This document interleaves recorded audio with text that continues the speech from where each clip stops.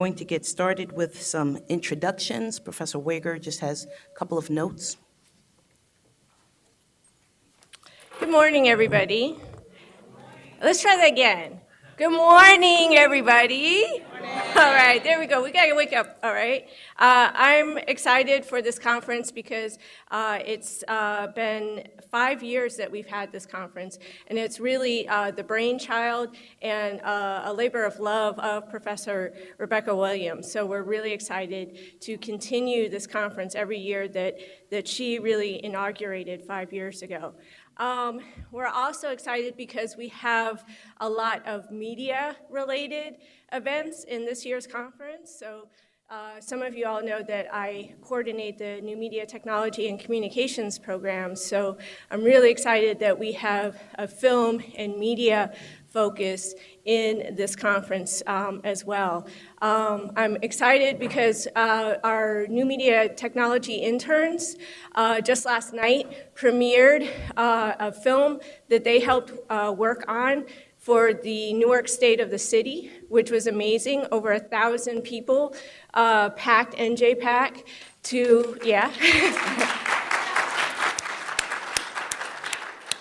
to hear the mayor talk about, the changes in the city of Newark and just a lot of the progress that's been made in the last few years. So I was really excited to see that student work could be shown on the big screen, and not just shown and saying, oh, that's a nice picture, but really impacting people's lives and making beautiful art. So I hope that that's something that all of our arts and media programs can continue to support our students to be able to have high opportunities or prestige opportunities to work on projects like that. And this conference is another continuation of that love for media, arts, culture, and all within a context of making our world a better place, making our lives better, improving the quality of life for all of us. This conference comes at an important time in the moment of our country right now. It's important that we not just resist, but that not just fight back, but that we really attack and defend ourselves against the attack that is being perpetrated on a number of our communities from on high. So I think this conference allows us to attack intellectually some of those thorny issues and problems and challenges that are facing many of our communities today. And it allows us to do that in a historical context and a humanistic context. So we're very pleased to be able to dedicate this conference to the radical tradition in the humanities. I'll pass it over to Professor Williams to do introductions. But thank you all for coming, and please check out all the events in the conference pamphlet. We are showing 13th by Ava DuVernay this Thursday evening. So that's definitely something that I hope everybody on the college campus, if you haven't seen the film before, or if you have but you just want to see it again, it's an important document on the historical condition that we find ourselves in this moment in this country. Thank you. So we will have, before Dr. Painter delivers the keynote, we have opening and welcoming remarks from, in order, Dr. Jeffrey Lee, Vice President for Academic Affairs and Chief Academic Officer, followed by Dr. S. Aisha Steplight-Johnson, our Dean of Liberal Arts.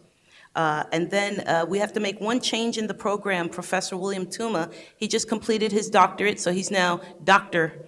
William Tuma.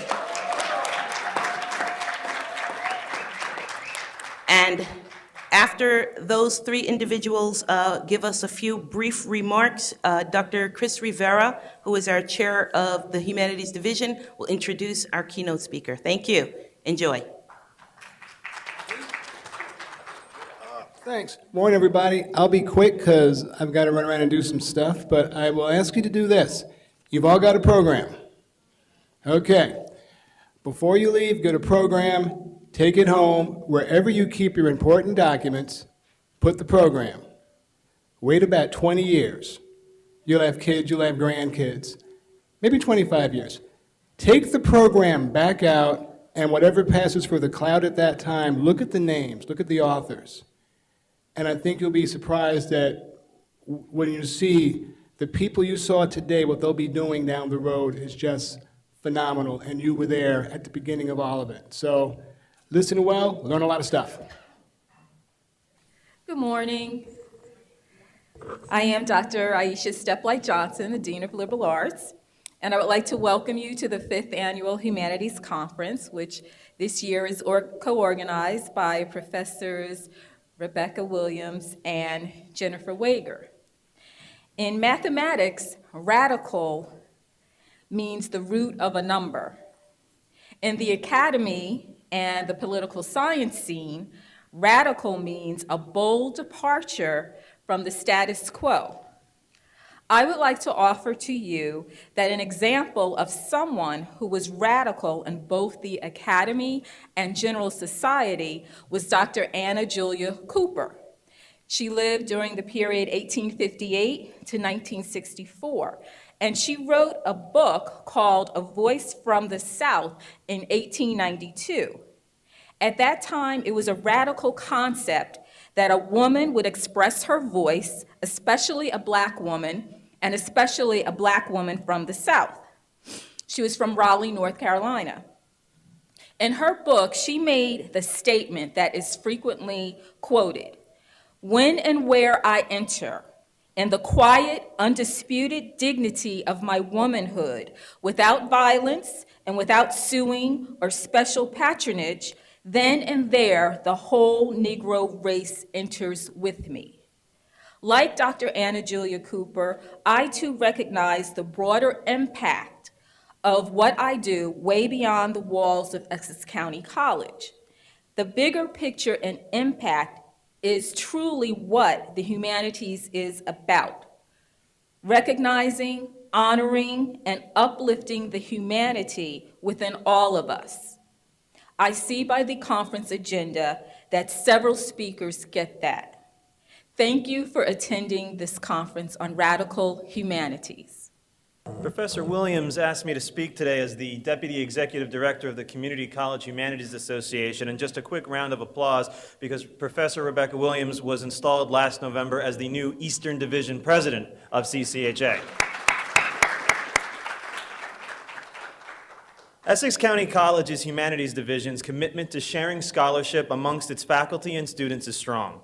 Organizations like the Community College Humanities Association look to two-year institutions like Essex to be role models for the rest.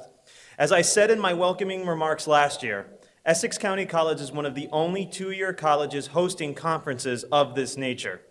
CCHA advocates for the arts and humanities across the country, including Washington, D.C., where there are those who fear what our disciplines can do, which is make people think and question. As I speak here today, PBS, the National Endowment for the Arts, and the National Endowment for the Humanities are about to lose federal funding. These three combined made up 0.016% of the 2016 federal budget. In the past, I have said that I do not like using the phrase, "the humanities are under attack," but how else can I see it now? Write and call your congressperson. Reach out to Senators Booker and Menendez. If you have family and friends living in other states, tell them to contact theirs as well. The National Foundation of the Arts and Humanities Act of 1965, the charter for the NEA and the NEH, reads, "Democracy demands wisdom and vision in its citizens. It must therefore foster and support a form of education and access to the arts and humanities designed to make people of all backgrounds and wherever located masters of their technology and not its unthinking servants." I know that you will enjoy this year's conference. I know that you will learn from those presenting, and I know that you will help us enact change in the seemingly never-ending battle for the push for the arts and the humanities. Enjoy this conference. Thank you for being here. Hello, everybody. I'm Dr. Rivera, Chairperson of the Humanities and Bilingual Studies. This is my favorite time of year. The students getting together to be in a learning environment where it's a little bit outside of the box and you're experiencing things that you may or may not have experienced before. The reason to have an academic conference is to hear people who develop ideas and papers really build arguments about something particular to them. Your role as the audience is to listen and to have questions and to participate in the discussion. So I want you to know that after the presentations are done, you become part of this experience. We need you to be part of this. So I will have a microphone, and when you have questions, I will be coming around so that you can ask those questions as well. I'm really honored to introduce our keynote speaker. What's very exciting about this is, as you can see from the faculty here, the people who are working here, the CCHA, and now our invited speaker, Dr. Nell Painter, we're really trying to bring you the highest quality possible. That was the goal, to produce for you the highest quality learning environment and experience that you could have. And we really think we can do that for you today. Dr. Nell Irvin Painter, a leading historian of the United States, is the Edwards Professor of American History Emerita at Princeton University. In addition to her earned doctorate in history from Harvard University, she has received honorary doctorates from Wesleyan, Dartmouth, SUNY New Paltz, and Yale. A fellow of the American Academy of Arts and Sciences, Nell Painter has also held fellowships from the Guggenheim Foundation, the National Endowment for the Humanities, the American Council of Learned Societies, and the American Antiquarian Society. She has served as president of the Organization of American Historians and the Southern Historical Association. A prolific and award-winning scholar, her most recent books are The History of White People, Creating Black Americans, and Southern History Across the Color Line. A second edition of Standing at Armageddon, the United States, 1877 to 1919, and a Korean translation of Sojourner Truth, A Life, a Symbol, appeared in 2008. It's without further ado that we bring our very exciting Dr. Nell Painter up to the stage.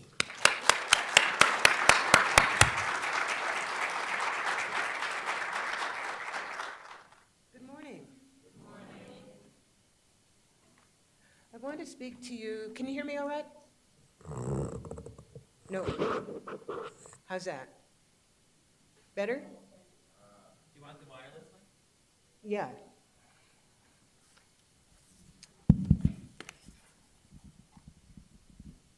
Thank you. How's that? Okay.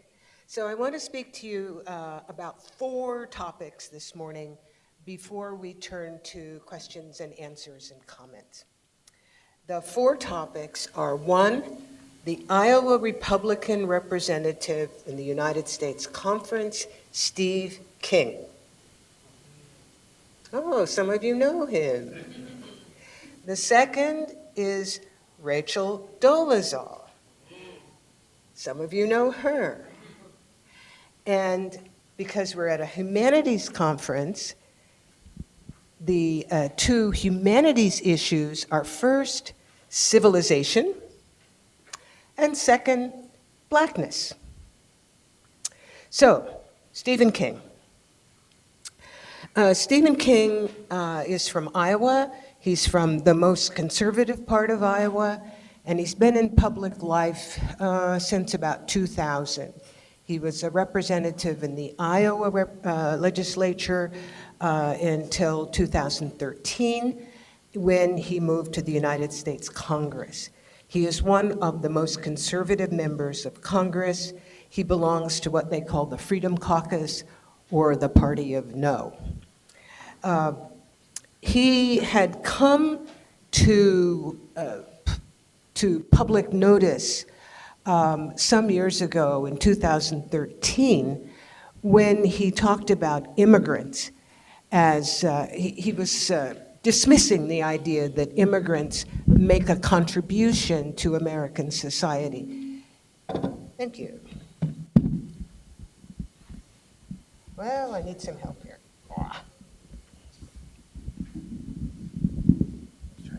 Yeah. How's that? Okay? Okay.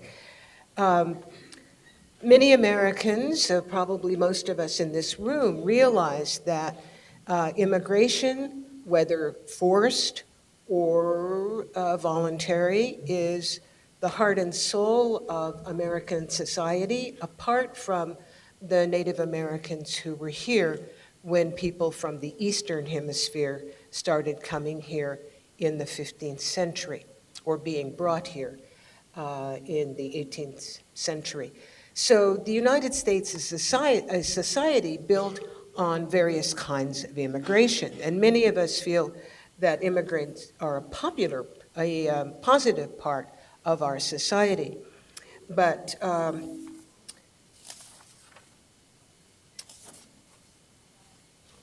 Representative King says that, you can talk about how some of these immigrants have become valedictorians, but, most of them, they're carrying drugs across the border, and they have calves as big as cantaloupes, and they're just a drain on American society. Any of you remember hearing that? Yeah?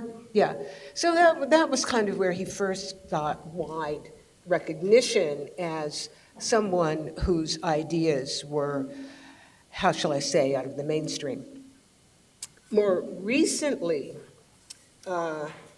in 2016, during the presidential campaign, he was in a discussion on NBC, and a panelist from Esquire magazine said that the 2016 Republican convention would be the last in which old white people would command the Republican Party's attention.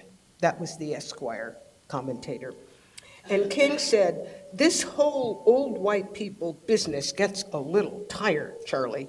I'd ask you to go back through history and figure out where these contributions have been made by these other categories of people that you are talking about.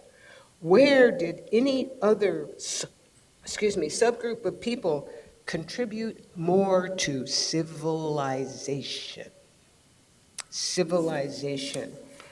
And then more recently, this year, around the election in the Netherlands, remember the Dutch election in which a far-right anti-immigrant xenophobe was running fairly strongly. He did not come out on top. This is a recent election. But at that time, this is March 2017, King was expressing his support for Geert Wilders, and he said, "Wilders understands that culture and demographics are our destiny." And he went on to say, "We can't restore civilization with somebody else's babies."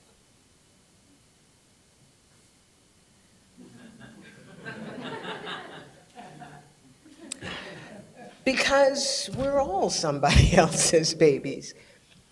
Even in his Iowa district, 10% of the children have at least one parent who was born outside the USA. So even in his district in Iowa, but especially in places like New Jersey, this just does not go down well. So this brings us to the issue of civilization. What is civilization? Well, back in the 20th century, when I was in school, I learned about civilization, and it has to do with the Fertile Crescent, which we now locate in Iraq, the Tigris and Euphrates. It goes back to Egypt, millennia before the birth of Christ.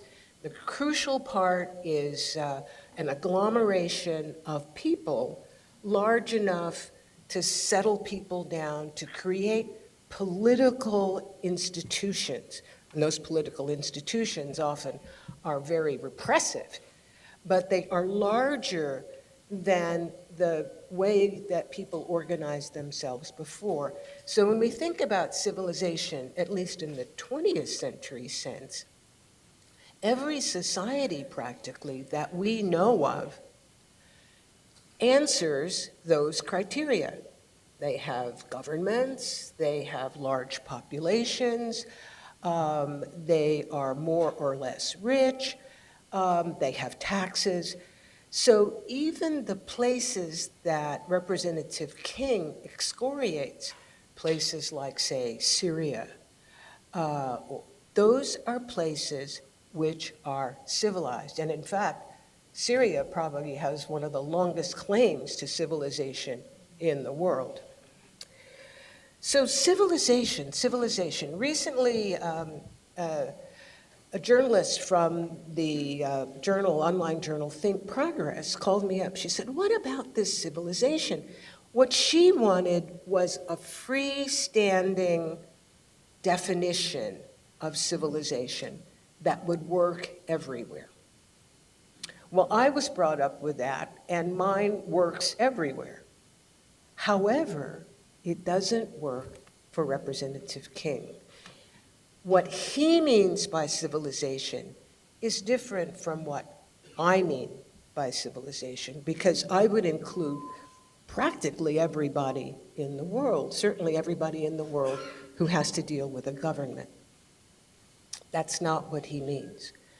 Is there a useful, freestanding definition of civilization now that would satisfy both me and probably you and Representative King?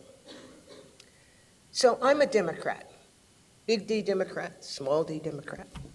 So I'm going to take a vote here.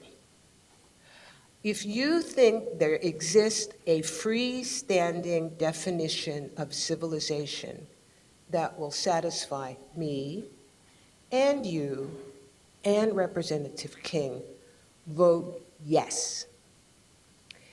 If you don't think there's a freestanding definition of civilization that would satisfy me and you and Representative King, vote no.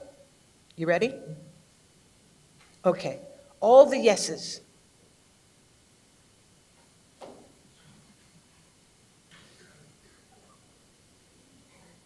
All the noes.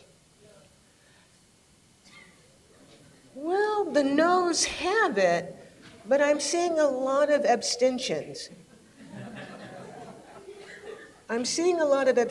Maybe we can come back to that later.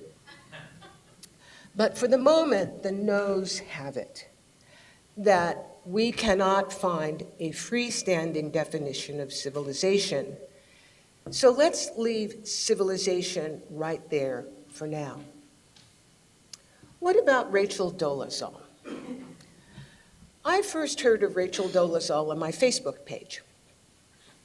Everybody was all upset. How dare she? This is so awful. She's appropriating something. She's lying. She's cheating. This is terrible. My Facebook page was boiling out of my laptop. So who is this Rachel Dolezal? She's a woman who was born in Montana in 1977, in rural Montana.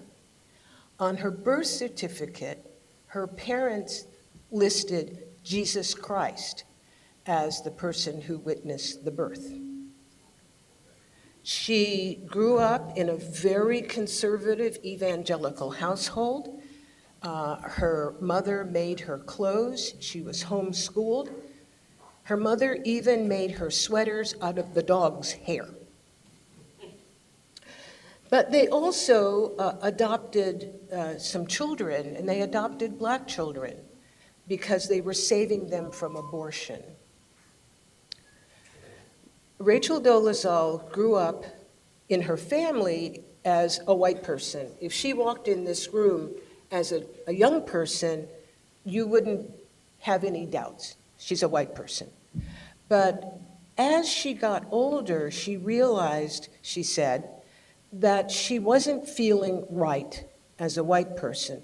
So she began darkening her skin, suntan, that kind of thing, and then crimping up her hair. And people would just kind of assume that she was biracial or she was a light-skinned black person, and she didn't correct them. She went to Howard University for a while. That didn't quite work out. So she decided that it made sense for her to live her life as a black person. So she was teaching at in Washington State, in Eastern Washington State University. She taught African American studies and African American history. She got involved with Black Lives Matter. She started following the police around and agitating over the police harassment of people of color. She also became the head of the local NAACP. Then in 2015, and here I've read two different versions of how this happened. One version was that she got involved in charging her brother, with upholding her sister's accusation that her brother had sexually molested her. And her parents got very angry and outed her as a white woman. The other version is that the local police got sick and tired of her following them around and making trouble about police activity. They hired a private detective who investigated her background, talked to her parents, and her parents said, "Hell no, she's white." In either case, the parents are a crucial part of the unmasking. Once that happened, it became a national story, and it hit my Facebook page. Now, Rachel Dolezal has published a book, an autobiography explaining, and she's on a book tour. And so this first iteration of the story appeared in 2015. Now there's another. She's back in the news, having a very hard time economically because she's so famous, or I should say infamous. So the story has come back around. And once again, my Facebook page is really pissed. My Facebook page has not forgiven her. And what my Facebook page often says is that her appropriation of blackness takes away from blackness. That she is misusing, she is appropriating, she is stealing. It is the same as blackface. It is an insult. So there's a lot of invective there. I don't agree with that. I see this case as a family drama. And further, my Facebook people, I compare to the heterosexual married people who say, I could never support gay marriage because it takes away from my marriage. Now, I am heterosexually married, and when I lived across the street from Professor Cooper in North Newark, 2 houses away from my house was the first gay couple to get married in New Jersey. Cory Booker married them. It's on the front page of the Star Ledger. So my neighbor's marriage didn't take anything away from me, I think. So one of the things two things here. One is there a freestanding definition of blackness? We have decided that there is not a useful freestanding definition of civilization. Is there a useful freestanding definition of blackness that we can use in terms of this case and other cases and our everyday lives? Is Rachel Dolezal taking something away? Is she someone we need to deal with and worry about? I'm going to leave you with the comments of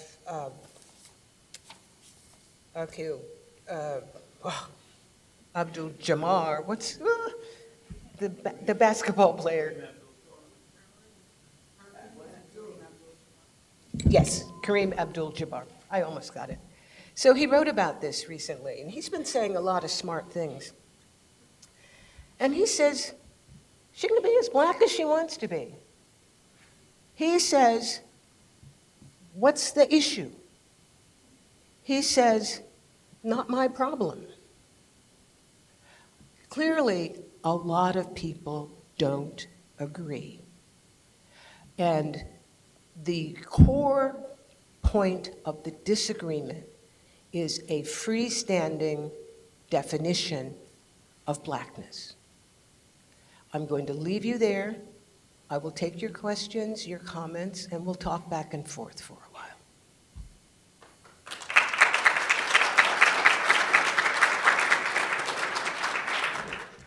We're going to have Professor Cooper ask our first question. I want to thank Professor Cooper for this wonderful way of meeting Dr. Nell Painter. As you heard, she's her neighbor, so. Good morning. Good morning, everybody. Good morning. I have a comment first.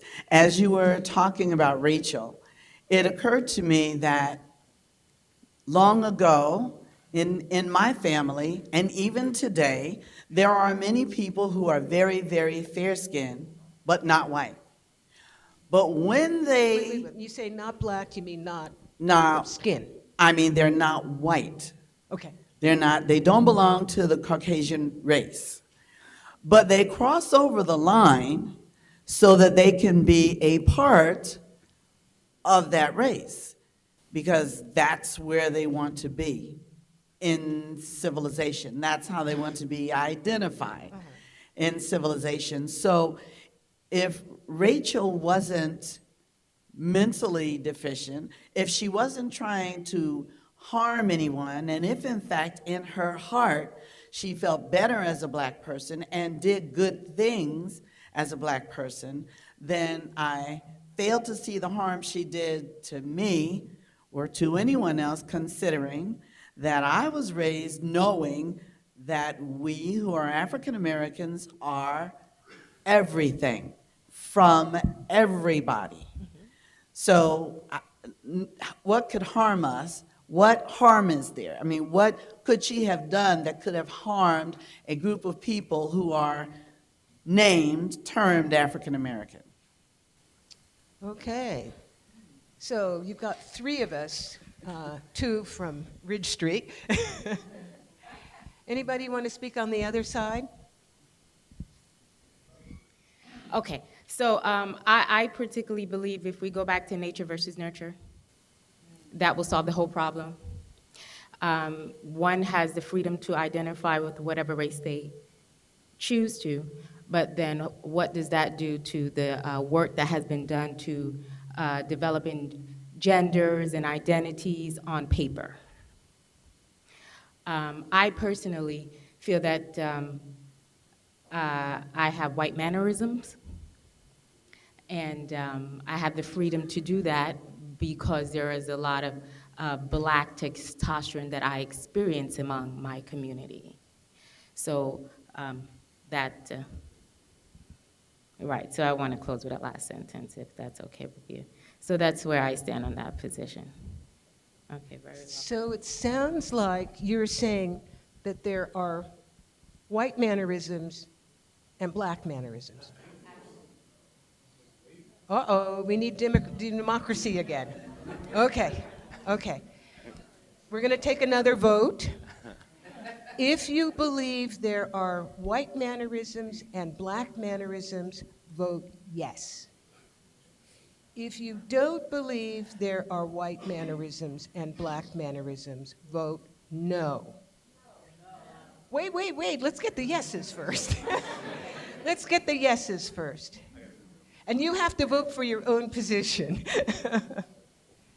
So, a little bit of support. Wait a minute. Let's get some support for white mannerisms and black mannerisms. Not much. Okay. There's no clear way of talking about white mannerisms and black mannerisms, so no. How many no's do we have? Okay, the no's have it. Once again, the no's have it. But luckily, it's not a binding vote, and you can go about your life just as you did before. Next question. How are you doing? Hi. First of all, my name is Dr. Kafani. I want to thank you for joining us here. My pleasure. One thing I wanted to get clarification on, I think that a bunch of folks seem to have the issue with the idea of freestanding, and maybe you can define what you mean by freestanding. The other one is in regard to the issue with regard to Rachel is that, I understand the point that you're making, but the challenge is that when Africans, as you were suggesting, pass, that they didn't get a pass when they passed. That is, that Europeans saw their passing as a problem, right? That if you try to pass as a Japanese or something else, that would be a problem. So it's not just African people, people of African descent, who have a problem with the idea of someone else trying to assume an identity and a characteristic. And even though she may have done so because of her kind of cultural thing, but that, that idea is something that transcends just her as us as African people having that as an issue. So are you pissed off with her? No, I wasn't pissed off with her, but I did have some issues as to, maybe I didn't have all the background that you just articulated, so I appreciate that. But also I think that with her assuming that role, the challenge was that, maybe just trying to understand what her intentions were in relationship to the idea of passing, right? So if she just wanted to help, why couldn't she just help and be whatever it is that she wanted to do? Why couldn't she just run for the NAACP as who she actually is? So I don't have a problem because the NAACP was started mostly by Europeans anyway. So here was another case where she could have, in any of her ways, continued to help in the way she was. Yeah. And then the last one I want to say is maybe you could say a word about your book, The History of White People. I think it's a great book. Thank you. Great question, great comments. Two things going on there.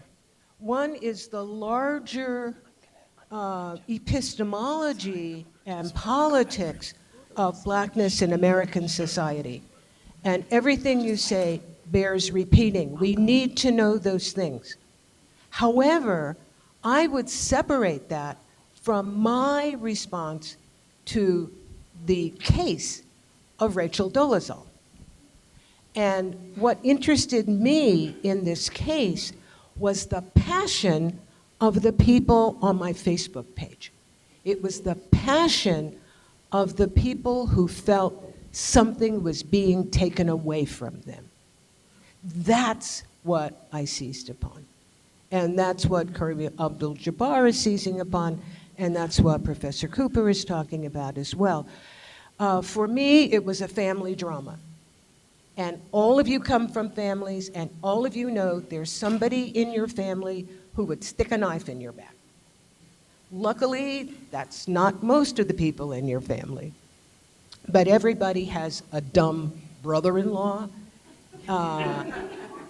Families are human, as you say about nature and nurture. And when I talk about freestanding, what I mean is unmoored from experience. I gather from your question that you would say that nurture is also very important in defining who we are or what we make of our lives. I would agree with you completely. There is something to nature, what you're born with, what you come out of the womb with, that does shape your life, your experience, your thoughts, your emotions. But so much of it happens. As we know right here in Newark, so much of it has to do with where you go, or if you go to preschool, where you go if you go to kindergarten, where you go if you go to college. All of that is part of what makes a person, and makes a society. Society makes a culture. And I'm thinking that most of you agree with me, because you couldn't draw a line between a white gesture and a black gesture. Now, so freestanding says that you can draw that line, that there are definitions that you can apply everywhere to all cases. We call that science, actually. It's always true. But we're talking now about issues of culture and society. And when we talk about race, and here I'm getting to the history of white people, when we talk about race, people often want to have a biological definition, what I would call a freestanding definition of race. So you could decide by whatever test you want to impose. In the 19th century, it was measuring the relationship of parts of your head to other parts of your head. Sometimes it has to do with the breadth of your nose. It has to do with the color of your skin. It has to do with your hair. And of course, those of us who are female, and maybe even some of you who are male, know that you really can't always tell about the hair. But those were all tests that were designed to produce a freestanding biological definition of race. Now, I can't give you the whole book. It's a big book. I encourage you to go out and buy it and read it, think about it. It's called The History of White People because it's about white people. It's about changing definitions. It's an intellectual history of changing concepts of white race. It's not about what white people did to black people or to native peoples. It's not about white nationalism. It's a dispassionate intellectual history. And what you discover is that things change. Now, it's about white people, but I wrote it with black readers in mind, in hopes that black readers would also think, hey, maybe this is true about race in general, that things change. I'll give you one example that I end with in the book, which has to do with ethnicity and the US Census. Right now, that is 2010 and 2000, the US Census, which is just a political way of counting up the people. It is not scientific. It changes every 10 years with the changing needs of the politics of our nation. So the questions don't stay the same. Many people turn to the census for an understanding of who we are, or who I am, or who you are. So in 2000 and 2010, there were two categories. One, and you had to answer both. One was your race, and there are allowed 17 different categories of race. And some of them, if you ask me, look like territory, where you come from. Anyway, so there's race. So everybody chooses a race. And then you choose an ethnicity. And there were only two. What were they? White.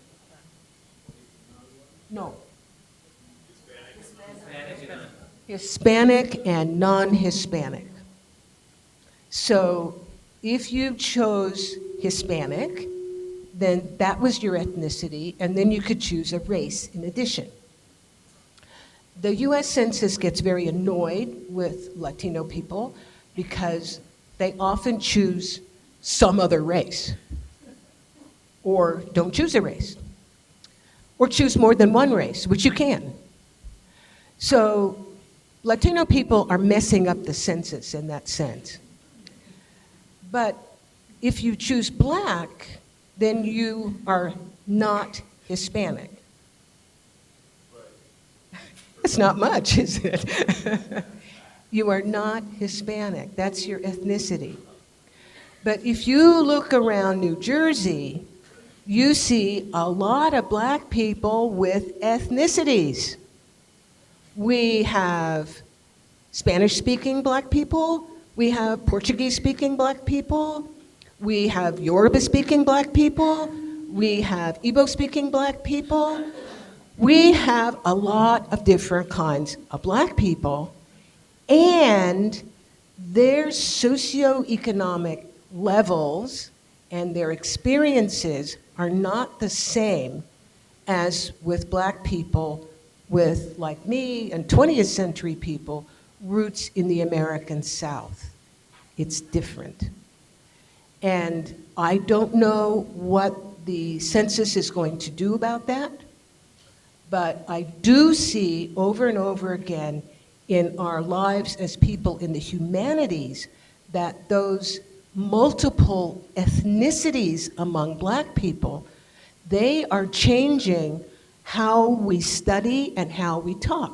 So for instance, now there is a market in art. I'm an artist now, so I think about markets. There is a market for contemporary Black art that did not exist a generation ago. Very often in the classes that I taught at Princeton, the people phenotypically Black would have immigrant backgrounds. Sometimes they were born in the US, sometimes they were not, but their parents were born very often in Nigeria, but often in other parts of the African continent or the Caribbean. So questions of ethnicity among Black people, those questions are becoming more and more salient as we move into the 21st century. If there's one last question, no, you already had your chance. If there's one last question. I have one question here. Okay. Okay. I've been fascinated recently on the lenses that we view things. And that's why I'm really interested in what's going on at the conference. And so when you talk about your freestanding definition of civilization that would satisfy everyone, I'm a no, because I don't think that even as you define civilization or a book would define civilization, as we speak now, Stephen King would never see that civilization. And therefore, that would not ever be a definition that would satisfy him. Right. So I was thinking about what you were saying about Rachel and how Kareem Abdul-Jabbar sees Rachel, and it doesn't reflect anything to him. So he has no problem with whatever she's doing over here. Your Facebook page friends see her through a lens that reflects them, and that as such, she may be taking something away from their view. But could you just address how the personal lens affects how we see race? You just said it. The personal affects how we see race. I'm thinking. And with that great insight, I leave you. Thank you.